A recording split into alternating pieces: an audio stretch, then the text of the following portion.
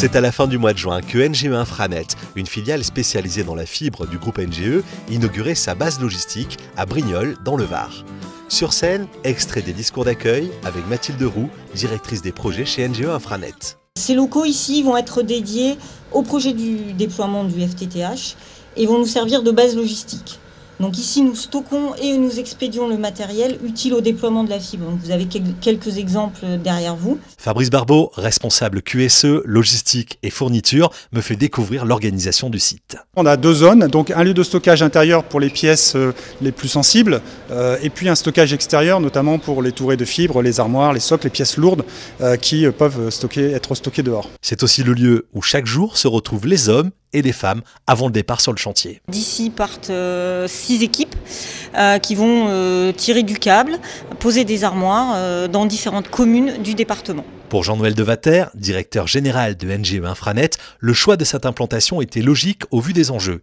Recrutement de 40 personnes sur le territoire, dont 25 issues de l'insertion, un objectif à 120 personnes sur le projet à terme et la pose de 120 000 prises Internet fibre. Le groupe NGE a une vraie particularité de savoir gérer des grands projets et d'investir au démarrage des projets avec cette volonté sur chaque projet de s'installer sur place. Des objectifs forts, selon Christophe Lasserre, le directeur général de Var Très Haut Débit. Il y a un enjeu de coopération et de collaboration avec les entreprises pour tenir des délais qui sont très ambitieux.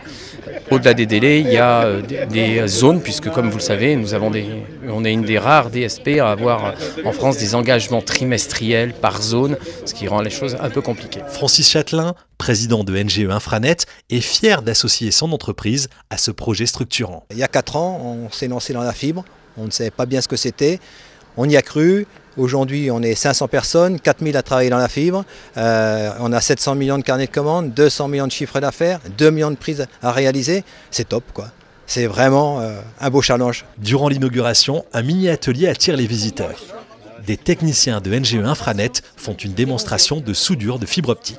Alors là, je suis en train d'enlever l'époxy, la protection qui protège la fibre, pour pouvoir la couper avec un disque diamant. Parce qu'en fait, on ne peut pas la couper avec n'importe quoi, sinon la coupure elle est pas nette et la soudure se fait pas. Vous avez appris ça où ? À la formation qu'on a fait avec l'AFPA.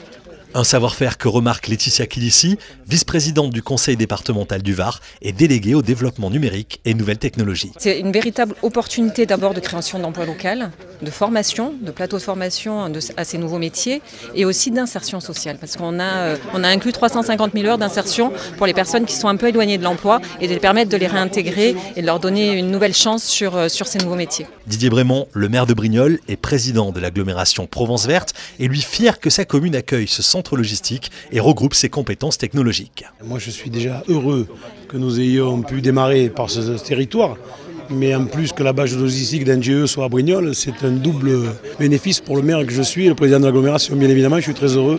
Tout le monde sait l'attachement que j'ai au monde économique, donc lorsque les entreprises arrivent sur ce territoire, j'en suis ravi. Et aujourd'hui, je suis doublement ravi, parce que quand j'entends qu'on vient d'intégrer 40% de clauses d'insertion sociale, c'est doublement intéressant pour nous, parce que ça permet de créer de l'emploi pour des gens qui sont laissés sur le bord du chemin jusqu'à aujourd'hui. Un reportage à retrouver en vidéo et en podcast audio sur les réseaux sociaux de NGE. À bientôt!